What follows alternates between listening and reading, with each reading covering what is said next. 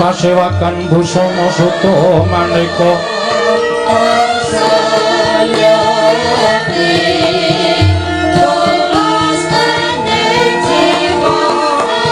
tutu kula Gatotkaca badhe lenggah dampar keprabone Pringgondani kasinggihan mekaten wonten menapa dene wonten pandangun mekaten saking Bapa Penemban Durna tumrap ingkang putra Glagati lupun Brajadenta mboten menapa-menapa nggih mboten menapa-menapa estunipun kula namung nanjaken babagan pawarta menika kala wau ewadene pawarta menika kala wau saestu leres jejeripun dhateng jumenengipun putu kula Gatotkaca syukur bage dene negari Pringgondani samangke sampun wonten pengayoman ing badhe mranata sagung para kawula dasih sak projeng Pringgondani menawi mekaten leres Gatotkaca badhe ngucik-ucik dhateng katentremanipun tiang-tiang utawi kawula Pringgondani miwah nayaka ing Pringgondani nanging menapa sedaya menika sampun kapenggalih ingkang langkung permati leripun kados pundi paman kula Sajenar dawuh mekaten mergi ngaten kula menika tumraping praja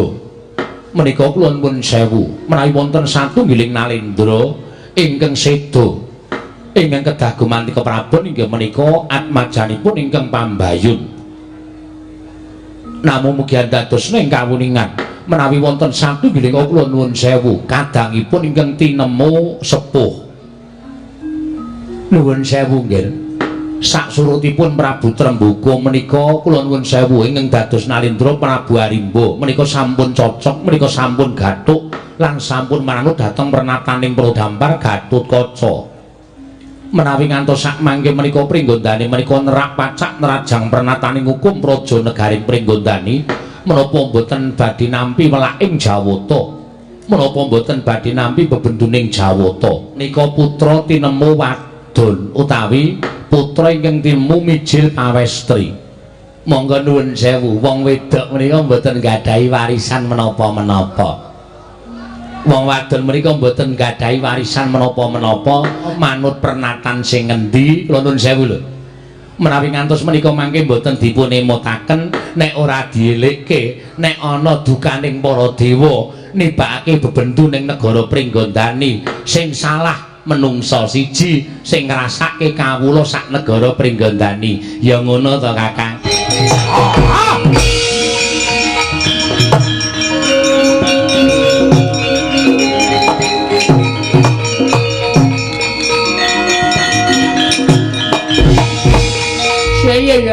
saya lagi banget ya guys ini malah ada perpecahan keluarga kakak biasa cinta mentolong karo kakak biasa perkara bener karo ayo kakak liga so kan liga wis tak adani aja gugu suarane kirek loro iki ta kan aku ngerti kakak Brajadenta sikape kaya ngono kuwi mergo kakak Brajadenta ya kakek kula Bendara apa kae yen kowe melu aku yen aku dadi ratu kowe bakal kebegan brana picis bondo donya aku wis biasa ra ndedhi aku ora milik marang bondo donya aku ora milik terus ayo tak jak nang Pringgondani kowe kastani Gatotkaca ora sudi luwung aku kelangan dulur kabeh yen pancen padha ora gelem nyawiji Asabawa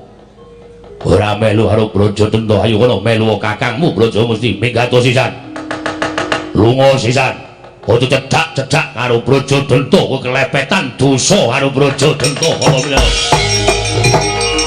inggih ora sak digagas inggih kelangan Brajamusti kelangan kala Bendana Kurawa dados sederek panjenengan oh inggih mangke panjenengan nggadahi derek citraksi menika gayange rajang-rajang oh inggih ngungkuli kala Bendana oh inggih tur baras inggih mboten terus Brajamusti kala Bendana nek Brajamusti ra bakal wadul wong Brajamusti niku watake satriya satriya niku nek tumbak cucukan mboten netepi jiwaning satriya ning kala Bendana pripun Pringgondani kabeh kaget tumuli sinuwun Prabu Puntadewa paring dawuh sapa sing dadi srojalaran Brajadenta kok bakal merang Kampuh Jingga kala Bendana matur teng mrika wau wonten Durna karo Sengguni sing nyemerangi Panakawan. Petruk gareng Bagong ngerti ajeng damel napa e? Mboten damel napa-napa ning goleki sampeyan ajeng ditutuki pacul disekop cengele. Nama niku mbok sing apik to, Depate? Napa nggih ngaten apa? Ketoke kok ngaten. Wah, lah kok nyemelangi banget aduh. Kot nggih. Nggih, wonten dawuh. Sae menika ngaten. Panjenengan tumuli mbubaraken ingkang samya siniwaka. Nggih. Sasampun menika tumuli panjenengan nungka tindakipun melu karo pun Kakang. Pokoke nganggo tembung sing apik aja nganti Brajamusti muntap kala bendera nesu. Nggih. Mengke nek dilos mbok menawa Brajamusti gelem dadi manunggal dadi siji, kala bendera gelem manunggal dadi siji. Lho, panjenengan wuh kekuatane. Ning nek nganti Brajamusti kala bendera tekan pringgondani, Antarja do goleki kula. Do nggawa tampah biu-biu ping. Monggo sencaki wis siap gawa gelugu. Kecekel terus dibrek. Lah, kacau. Inggih. Menika tanpa mata muka memberi apa? Sutra ayu angkat senjata. Maju prajurit ayo pasti menang. Prajurit berbaris maju siap-siapkan. Tampil ke muka memberi apa? Sebrak bergerak ayo angkat senjata. Maju prajurit ayo.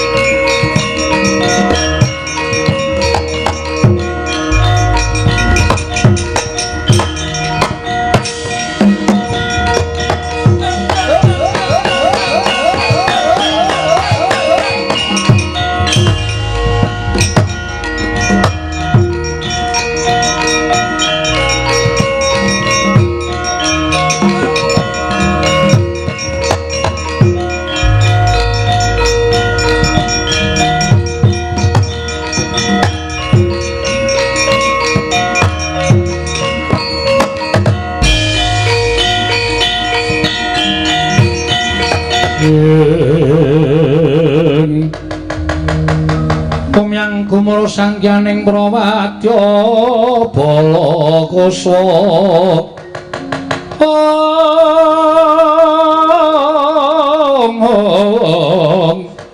Adalah damel kaget raos sing manah kula maning ingkang putra Bandar Jungut Pundur Sasana menangka wakilipun anak-anak sampeyan Palasata Kurawa niki laku baris ing pengajap wangsul teng kedasinangkul dening sanggaring Palasata Kurawa ingkang putra Bandar Jungut Pundur Sasana Cemadung Dawula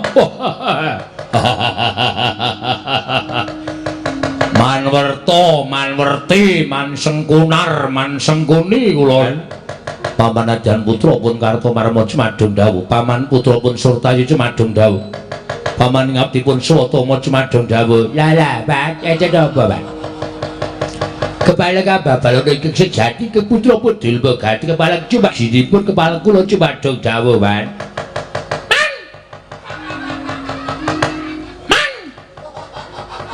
Iya, Citraksi. Nggih. Kula ajeng nyuwun priksa, Pak. Sesebab kurungokno ya Le Dursasana. Wah, nggih pripun? Sekawe dipun utus sowan wonten ing Kadipaten Glagah Tinulu. Kurawa ngetutke panjenengan kaliyan Bapa Durna. pun bubar pasewakan Kadipaten. Kurawa nekuk penjalin badhe wangsul wonten negari Gati sing didhawuhke dening anak Prabu Duryudana tangeh kelakone aku tekan Kadipaten kene. Nggih, dawuhing Koko Prabu pripun? Anak Prabu Duryudana midhanget pawarta yen to Gatotkaca bakal dijenengake ratu ning Pringgondani, kok dadi putraning Prabu Trembuka saksedaning Prabu Arimba.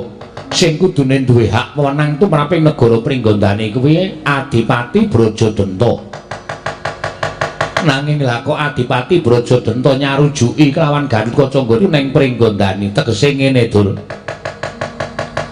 Njupuk iwake aja nganti butek banyune utawa nabok nyilih tangan. Tegese Pringgondani digawe geger nanging ora Kurawa sing gawe geger lungguh dampar Gatotkaca tumuli Kakang Prembanduna ingkang didhawuhi Malik paningali Adipati Brajadanta. Lah kowe tak kandhani ya, Dur. Nggih. Dina samengko Sang Adipati Brajadanta wis kasembadan diwalik paningali.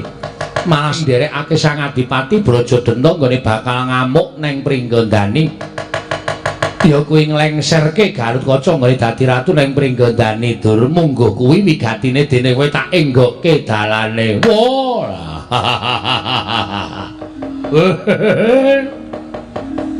Lah. Ngapa kok sajake kowe bareng krungu apa sing wis ora ana ututane sithik-sithik. Ana wong arep tumindak apik kuwi kandhake karo sing kawogan. Ana arep tumindak apik kandhake karo sing kawogan. Wah, menemoni lakon apa sampean wan. Urip kok tinggung-gunggung Pak Karti sing ora prayoga.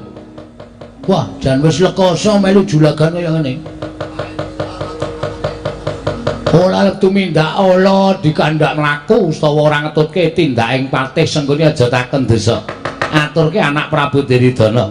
Kurawa sapa wae sing ora melu ning Pringgondani aja taken desa, mesti nampa pidana saka anak Prabu Ngastina.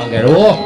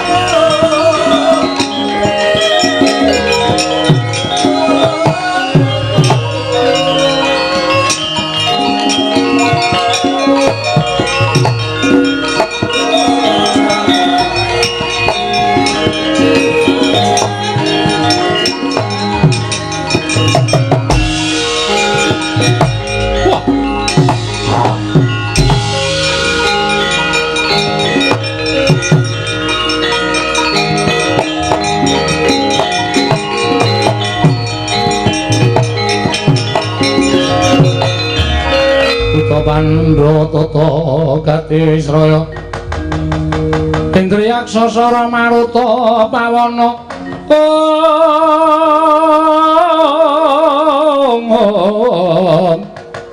Samirana lan marayang wisikan magulingan lima ora ngira babar pisan. Wis ora deh, aku tekan Kadipaten Jagati luluki atiku wis ora kepenak, Kang. Bareng aku lulu cumurupi karo Begawan Juna karo Patih Seguni. Rasane atiku saya gak kepenak. Lah, jenjang sajake diubup-ubupi utawa diaja-ajai karo Begawan Juna karo Patih Seguni. Mergo aku apal karo sipate wong loro kae aku apal. Arepa kae iki piyayi sepuh utawa wong tuwa ning isih kesasapan jiwane iblis. Patih Seguni karo Begawan Juna ana sing luwih akara murka ya kuwi Ratu Ngastina jenenge Prabu Duryudana. Sesembahane Seguni karo Juna kae. Kae ming alat kae ming sarana. Wong dene iki duweni watak elek kuwi Prabu sing duwe Prabu Duryudana. Nggone Gatotkaca bakal dadi ratu ana ing negara Pringgondani kan. Iya. Mesine Sinuwun Prabu Gastina kuatil. Apa? Kuatil. Kuatil wau. Wedi seto. Ya kuwi Gatotkaca iso mumbuhi kekuatane para Pandhawa, rak ngono. Iya. Tuwuli utusan donya karo sekuni mbok menawa kaja-jai penggalih Kakang Brajajeta. Sajake pancen ngono pengen ngelingake karo Kakang Brajadenta. Nek sampeyan ngelingake kriwikan dadi grojogan geguyon dadi tangisan. Ora-orane Kakang Brajajeta bakal eling Purwadusina. Merga lagi-lagine lara bakal bangun piturut. Nek ya apa wae kuwi wajib dijajal. Yo. Nek kowe ora usah tekan Kadipaten, Kang, ora usah tekan Kadipaten, mengko ndak malah ora prayoga. Nek Kakang Brajajeta tekan kene ya disuli prisa sarta diemputake sing apik-apik. Wondene ora kena diemputake aku weling karo kowe ya Kang aja tok ladeni. Mergo nek kanthi tok ladeni nek sampeyan perang karo Kakang Brajajeta, Durna Sengkuni sakurawane padha keplok. Brajamusi adikku cah bagus mandeka dhisik Brajamusi. Hati-hati yo Kang.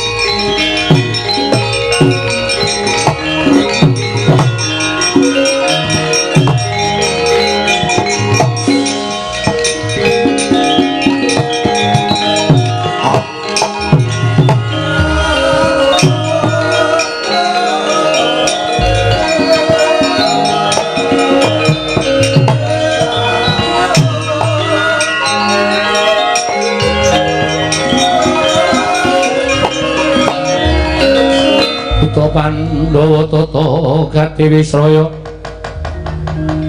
Indriyaksa sara maruta pawana panamaung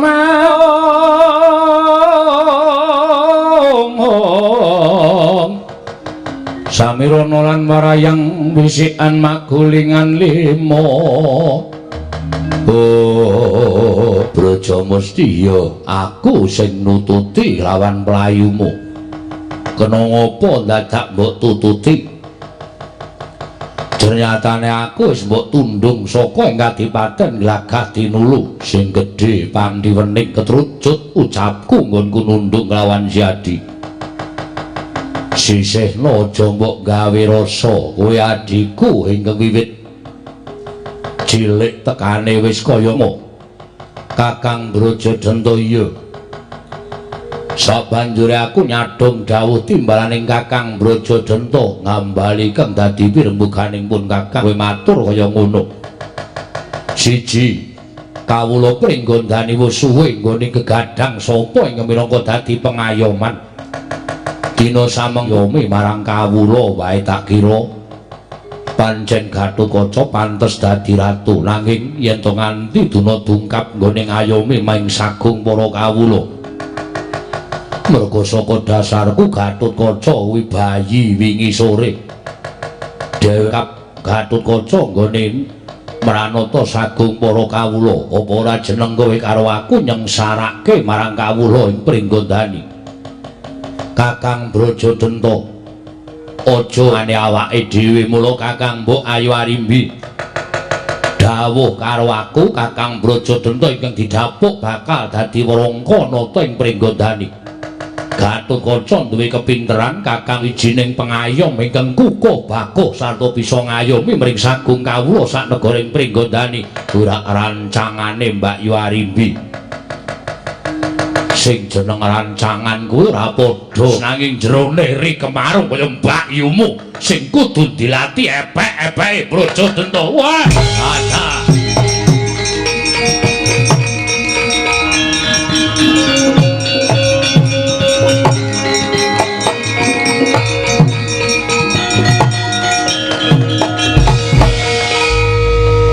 Sampeyan munasika nganggo tembung sing mala lawan aku, monggo. Aku ora bakal lara ati Kakang Brajadenta marang sedulur tuwa Kakang Mbok Ayu Arimbi. Ora pantes kawiyosing pangandikan ucapmu ingkang kaya mengkono mau. Brajamusi, aja nganti wenetangi marang kamurkaning Brajadenta. Yen pancen Kakang Brajadenta bakal gawe geger kanan pringgondani, monggo ndak sekarepke marang Kang Begaling Kakang Brajadanta. Nanging yen bisa tak kandhani sing apik-apik, tak tuturi sing becik-becik aja nganti ke seluruh dalan sing kleru. Ayo ndak kandhi Kakang tak gandeng tangan mumpung isih padhang rembulane isih jembar kalangane. Nyap.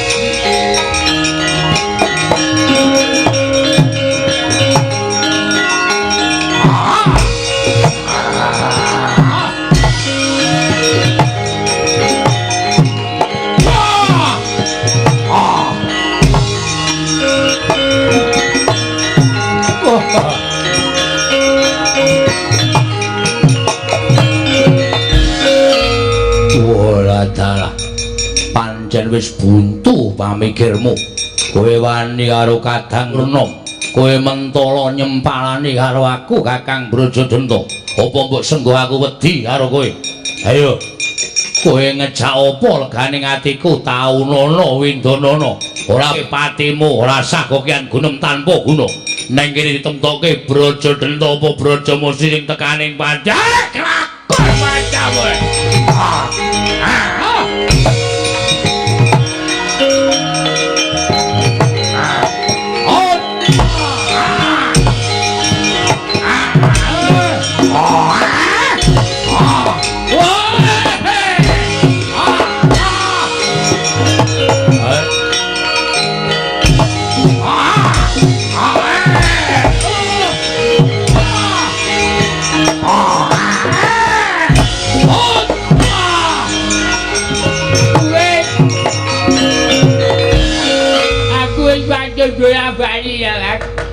Rebuka iki yo aja ganti dadi pasulayan.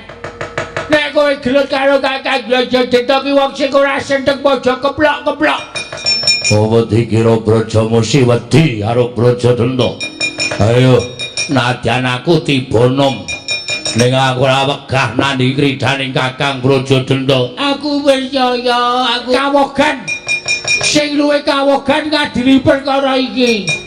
Sopo? Kakang Mbok Ayu Aliwi karo padha Penjawa Kang. Bali wae nek kowe gandani matur Kakang Mbok Ayu Aliwi karo para pemujing.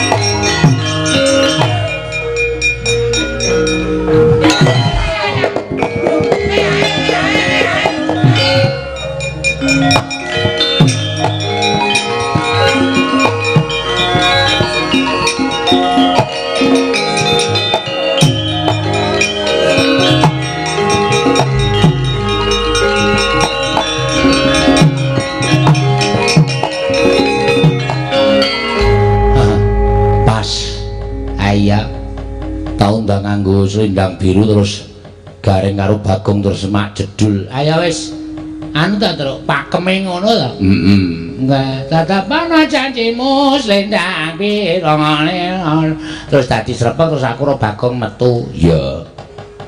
Jarimu ora mung awake dhewe iki, ora. Ning ana kancane. Biasane bintang tamu iki toke nggon limbuhan pas oke. Bahwa ning pulutan ini sasat ning daleme dhewe ora mbutuhke penonton, ora golek pasaran, ora golek guyu. Ning pasang muka nggo nglunaske apa sing wis diparingke. Ngono ya, Tru? Ya ya. Ora mung ijen iki dikancani. Monggo. Srikata dan Gatotkaca dina mapakaraka suta. Teka pira Kresna Parta maneher sakti nira ing ujaran wang-wang. Lakal jagat dewa batur jagat pangestungga. Lah kok jebul barang wis ngagep ingkang wayah nyuwun pangestu ya bakal tak pangestoni. Kanjeng Hyang Puntadewa utawi Kanjeng Puntadewa kula nyuwun pangestu. Iya ya kula ndak pangestoni Wandrawati kula nyuwun pangestu. Iya nggih. Ndak pangestu. Kanjeng Paman Madukara kula nyuwun pangestu. Iya ya nggih ndak pangestoni muga-muga niring sambikala. Ndak biyawarake mring sagung para narindring padha anak seni Rikelenggan sak mangke kula Sri Bagindo Maharaja Prabu Matswapati dinten sak mangke sinarya dening wayah kula pun Werkudara menapa dene Arimbi minangka dados garing pringgondani ajejuluk Prabu Anom Gatotkaca.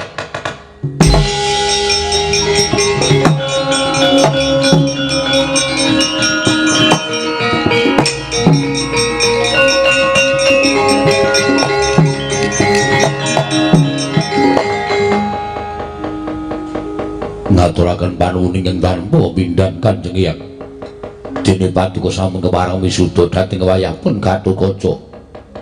Ulum nadyan sira wis dadi Nalindra nang negara kuwi ning pundhaking Nalindra. Kasinggihan mekaten.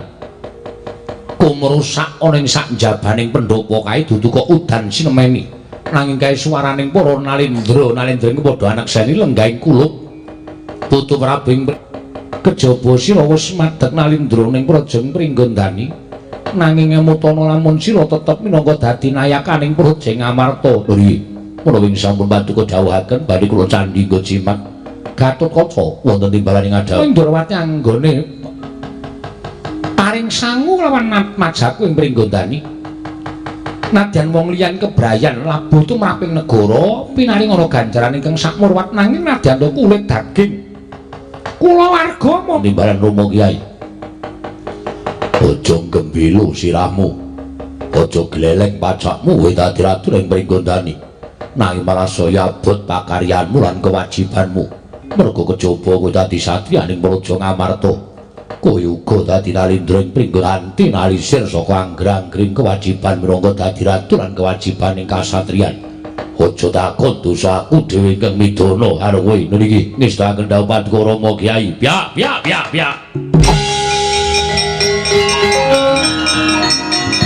Nuwun, Ger. Oh.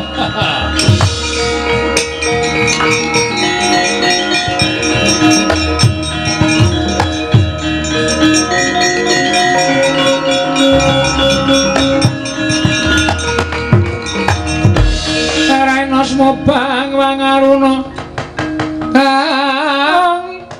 sabdaning kukira ringkan negara sageter kene dunganing kunglir wuwu sing pene panca nun amit pasang ngaliman tandani Kiai Lindu tuwin Kiai Mendung sampun mangambal-ambal munyo ing gegana kawan dosa. Kula midhangetaken bilih Pringgondani sampun kepareng anjumenangaken Nalindra enggal ingkang paman Brajamusti nderek mangajumurung marang lekase Gatotkaca inggih namung mugi andhatosna ing kawuningan ila-ila jaring para kina sami nyebataken yen kanugrahaning teka kuwi pacobane bakal jumepak jebul nyata Ger risae Kakang Brajadanta Malik tinggal merang Kampo Jingga. Piyambakipun boten ngiklasaken negari menika dipun lenggahi dening anak Prabu Pringgondani. Malah semu nglepataken dhateng kang ibu Kakang Mbok Ayu Arimbi. Satemasak mangke ingkang pan wonten negaring Pringgondani boten nyarujui lenggahipun anak Prabu Pringgondani, nggih.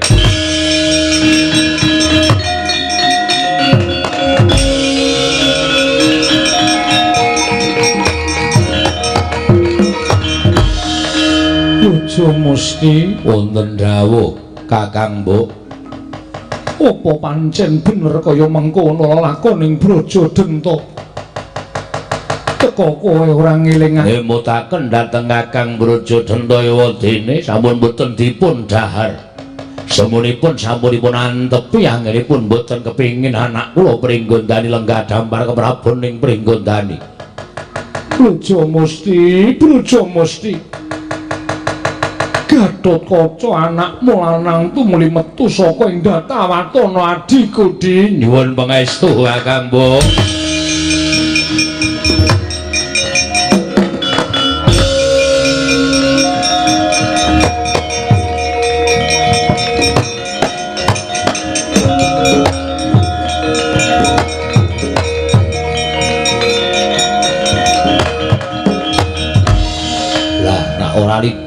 bisaning wong daplok. Sekawe tarimbi matur klauca. Piye Bratasena? Wah, aja takon aku. Iki dudu perkaraku ning perkara kula warga ing Pringgodani. Aku ora bakal melu-melu anakku.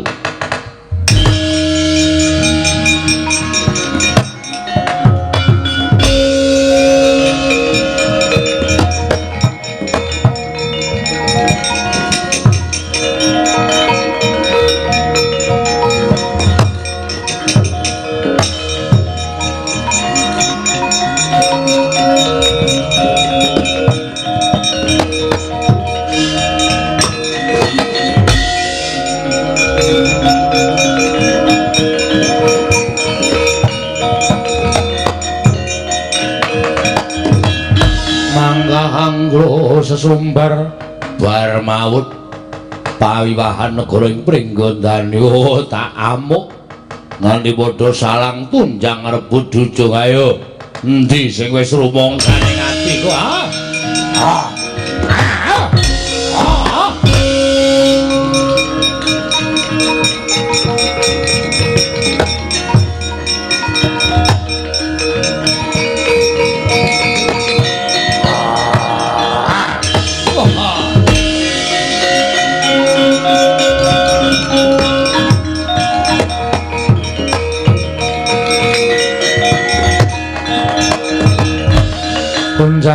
Ganjing langit kelap-lapaton atut kaca bekti kula kunjuk paman yo tak tampa pangaestune wong tuwa tampanono kula pundi nggo jimat paring pindayan ing kasantosan mung bareng kula wonten darbe niat kula lenggah dampar kepraboning Pringgondani menawi wonten dawuhipun Kanjeng Ibu Arimbi ingkang dawuh dhateng putra pun Gatotkaca mila kula estunipun boten milik dhateng kedaton ing Pringgondani kula sumanggaken dampar kula caosaken tangan kula kekalih kula boten badhe owel lengser keprabon menawi jengandika paman kepareng lenggah dampar ing Pringgondani jejengandipun damel cintrakaning kawula sak negaring Pringgondani kula aturi nyirep mawi tirtaning kesabaran dampar kula caosaken dhateng jengandika paman Brajadenta. Wah, ladalah.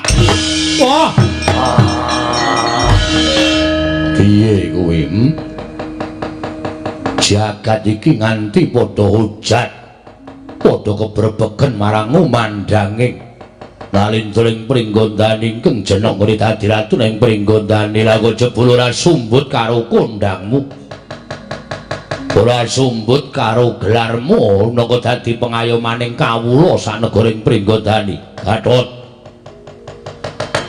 Ratu kuwi kawula Pringgondani ingkang cacahe mayuta-yuta kabeh padha mesem guyu merga entuk pengayoman ya kuwi Gatotkaca.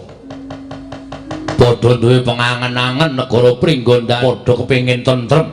Uripe kawula padha kepengin kecukupan. Ora sarwa kekurangan mergo gumantung marang ratu ing Pringgondani lha kok jebul kabeh meleset pangangen-angening kawula ingkang cacahe mayuta yo jebul mringkus ora beda kaya wong wadon sing jeneng ratu ya aja gampang lilih atimu Gatotkaca aja nyawang sing dadi kraman kuwi sapa yen pancen kuwi wis dadi kraman tumraping negara kula warga aja nyawang kuwi sanak kadang mitra kawruh kuwi dadi mungsuhing negara wajib mbok singkirake lha kok malah kowe sing mringkus kowe ora wani adu arep karo paman mula ingkang wis padha kebak kabagyan ratu model piye kowe ya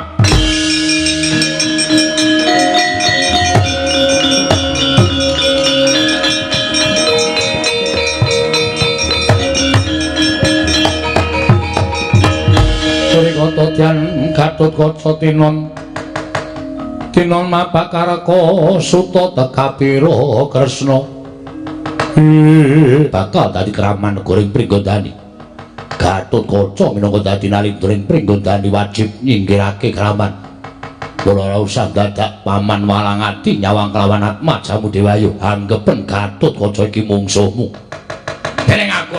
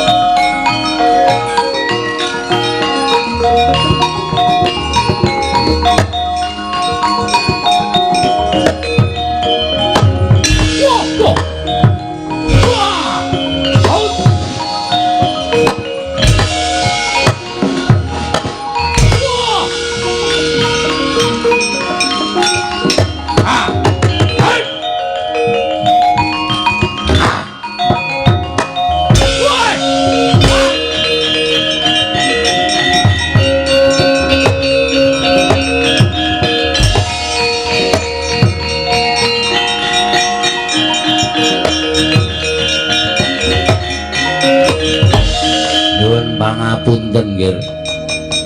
Mboten ateges kula badhe tumut-tumut anggen paduka nedheng abentyosa kalawan ingkang paman ing glagah tinulu. Ladyan kula nuwun sewu panjenengan menika kacariyos babaran kayuwangan. Nggadahi kasekten ingkang mawarni-warni ning nuwun sewu lunggir mboten angias dhateng paduka. Monggo mulya. Ladyan Gatotkaca remuk disawurke utung dibandhengke bakal tandhepani negara ing Pringgondani. Nggih, kula pitados. Nanging menawi ngantos jengandika menika mangke kasoraning yuda menapa boten damel lingsem alilanan kula tak manjing asta paduka ingkang sisih tengen. Mangke menawi wonten kaludhangan asta ingkang sampun kapanjenengan ingkang paman Brajamusti kula aturi ngeprukaken wonten mestakanipun ingkang paman apa pancen mengkono. Inggih ya gage manjinga paman Brajamusti.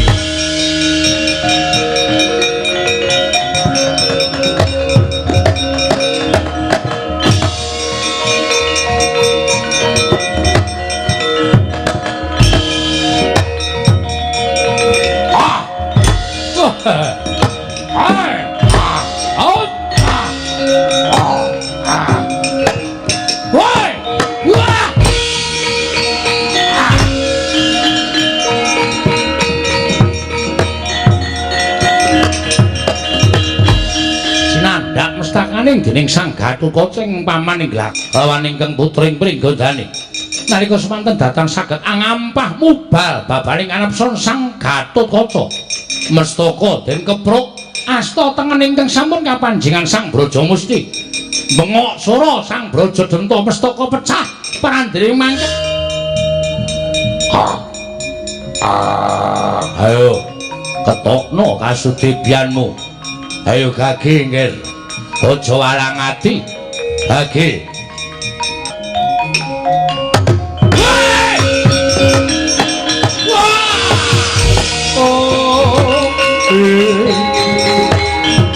Paman Brajamusti.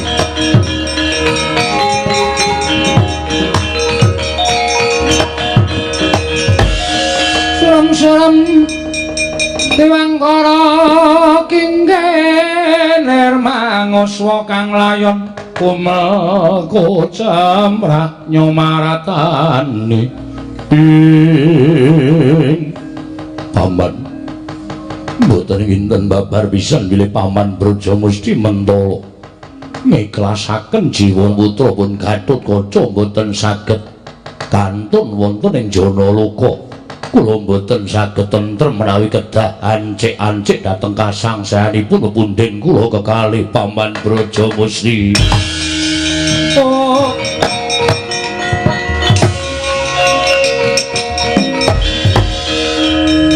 Nggih. Anakku Gatotkaca aja kaget aku kemayane utawa sukmane kowe tak wisik ya cah bagus. Nggonku madeg raman kuwi babar pisan ora duwe rasa gedhing keburu sengit kelawan anakku Gatotkaca. Lan aku ora milik negara ing Pringgondani babar pisan ora. Ingkang ringkih sarta ora duwe kasantosan lahir batin.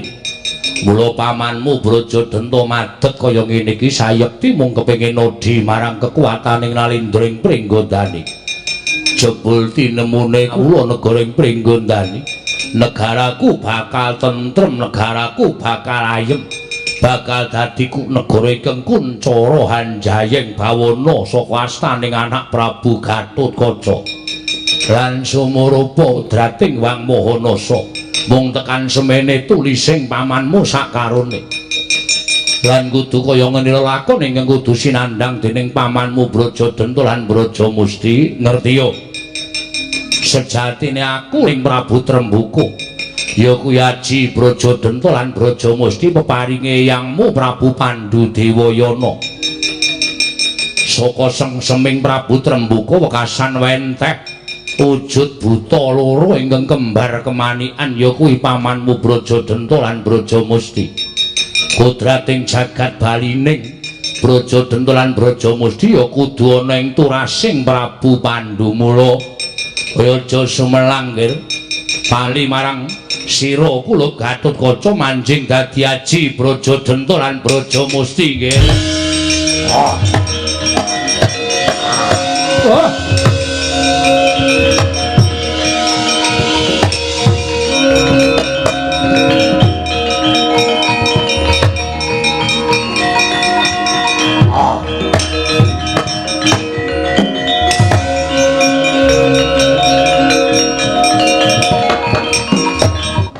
Boten ateges kula badhe bela dhateng sinten kemawon. Namung keparenga ingkang paman Brajalamatan ngayom dhateng Paduka anak Prabu Pringgondani. Aman. Malah kepasang yugya katuje nginu. Kundure Kanjeng Paman Brajadenta marang angganing Gatotkaca sira paman Brajalamatan ingkang dak dapuk dadi wrangka. Wrangka ing Pringgondani nganggo pusaka asma Patih Probakesa inggih ngestaken dawuh nggih.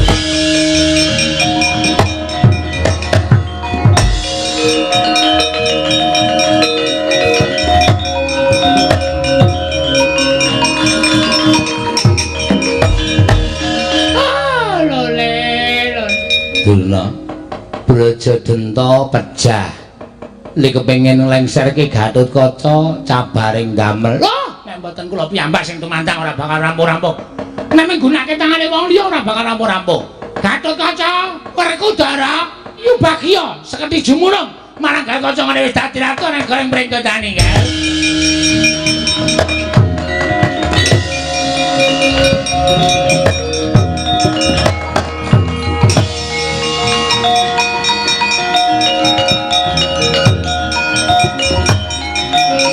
Kawijahan bakal tak paring karo putuku sing tak tresnani Gatotkaca wis dadi ratu nang Pringgondani. Iya. Bakal tak paringi pusaka ya kuwi ingkang winastan lebur seketi. Wah, lebur seketi. Bakal tak paringake marang Gatotkaca dienggo kekuatan lahir lan sentosa, lahir vitamin C, D, A, B+ lan lain-lain. Bakal tak paringake karo Gatotkaca supaya nganti kena lelara. Aku ya, Ger. Aku Lilanana tak ketemu karo anakmu Gatotkaca. Lilanana ora ketemu sak kedhep netra. Lilanana ya kulup, aja mbok aku bakal gawe kisruh.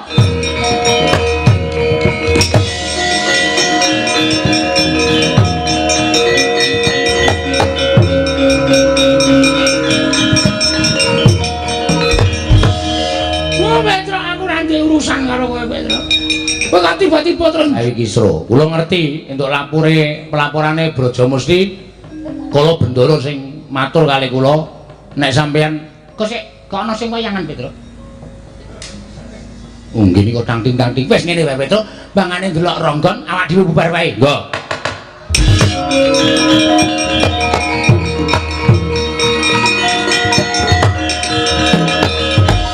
Pripun Kakang Duna? Kula sampeyan pun muspra tanpa guna, pun liwat HP rek nonton. Oh nggih, monggo wangsul. Mangga.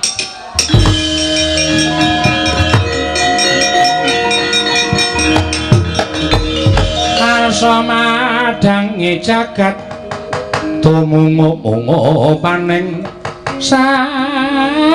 sapucaking wukir marebak bangsa mirat keneng soroting surya mega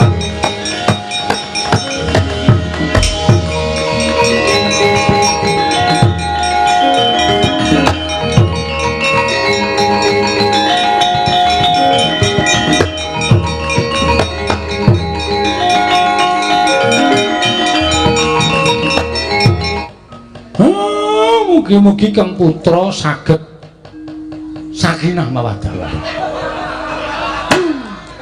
Amanah saged dados pengayomanipun para kawula sak negari Pringgondani. Yo, negari Pringgondani. Yo Semar.